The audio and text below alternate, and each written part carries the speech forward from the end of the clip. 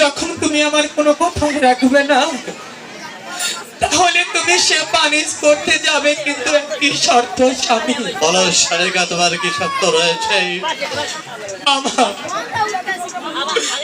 আমার সে কথা মতো যাবে, আবার ভগবানের ইচ্ছায় তুমি কথা মতো ফিরে আসবে স্বামী।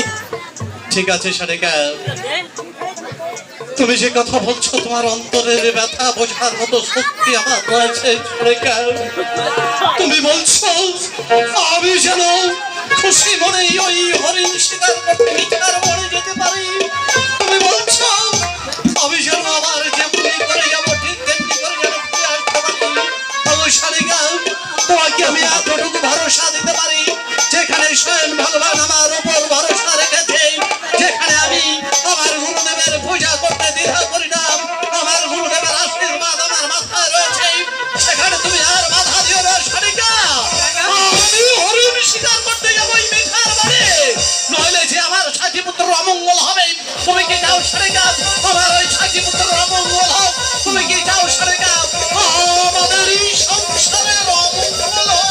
ঠিক আছে স্বামী, আমি কখনো তোমাকে আর বাধা দেব না, কিন্তু ছোট্ট একটি শর্ত। বলো কি শর্ত সারেগা?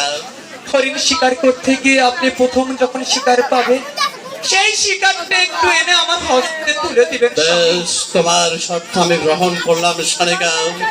তুমি যখন আমার কাছে বলেছ তোমার শর্তের কথা, যে শিকার আমি পাবো সে শিকারটা এনে তোমার হাতে তুলে দেবো।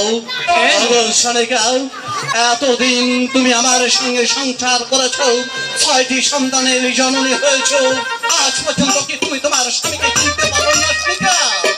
বলো সারেগা, আমি তোমার বিনা অনুমতিতে কোনদিন কোথায় গিয়েছিলাম?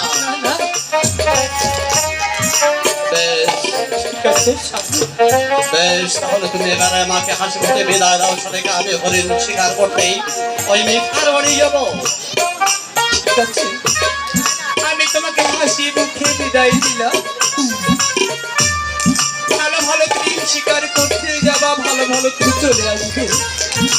সারিকা বলো সারিকা বলো। এমনি ভাবে তুমি চোখের জল ফেলে যদি আমাকে বিদায় দাও, তাহলে যে আমি তোমার ওই চোখের জলে আমার চলার পথ বিচ্ছিন্ন হয়ে যাবে।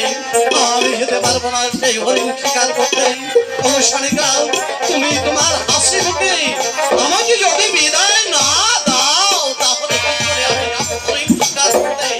আর যদি তুমি এই প্রশ্নে আমাকে বিদায় দাও, তাহলে তুমি আমার সঙ্গে গৃহে ফিরে চলো। আমাকে তোমার নিজ হাতে সাজিয়ে দিলে শিকারের বেশি আমি যাব হরিণ শিকার করতেই। অবশ্যই তুমি তোমার মধ্যে কোনো দ্বিধাদ্বন্দ্ব না রেখে তুমি খুশি মনে আমাকে বিদায় করে দিবে। আমি যাব সেই মিঠার মানে হরিণ শিকার করতে। তোমার হাসি মুখের বিদায় নিয়ে আমি হরিণ শিকার করে এই গৃহে ফিরে আসবো।